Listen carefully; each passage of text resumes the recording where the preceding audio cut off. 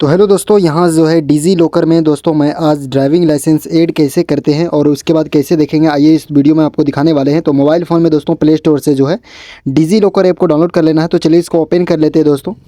तो जैसे ओपन करेंगे दोस्तों, यहाँ पे देख सकते हो ये प्रोफाइल रहा, ठीक है। ये लॉगिन है मेरा, आपको लॉगिन कर लेना है सबसे पहले। तो इस तरीके से कुछ इंटरफेस यहाँ पे दिखेगा दोस्तों, देख सकते हो। और नीचे दोस्तों यहाँ पे सर्च बार का ऑप्शन दिख रहा है दोस्तों, देख सकते हो। इस पर क्लिक करना है। अब दोस्तों यहाँ पे जो है सर्च डॉक्यूमेंट्स का ऑप्शन आ रहा है, इस पर क्लिक करना और यहाँ पे सर्च करना है ड्राइविंग लाइसेंस। तो चलिए मैं सर्च कर लेता हूँ यहाँ पे। और जैसे सर्च करेंगे दोस्तों, यहाँ पे देख सकते हो फर्स्ट यहाँ पे आ चुका है, ठीक है, अलग अलग स्टेट का। तो यहाँ पे ड्राइविंग लाइसेंस जो ऊपर लिखा हुआ है, ठीक है, देख सकते हो दोस्तों, अलग अलग स्टेट का यहाँ पे आपको दिखाएगा, देख सकते हो।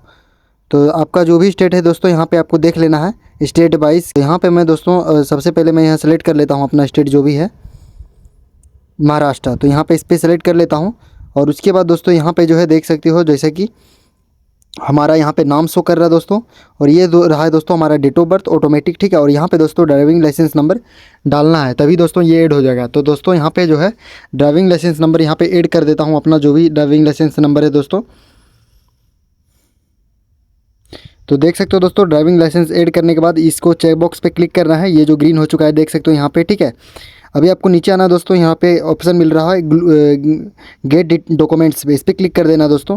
और यहाँ पे देख सकते हो ड्राइविंग लाइसेंस ऊपर जो है यहाँ पे फेचिंग का ऑप्शन आ रहा है, ठीक है, मतलब कि अपडेट हो रहा है, ठीक है।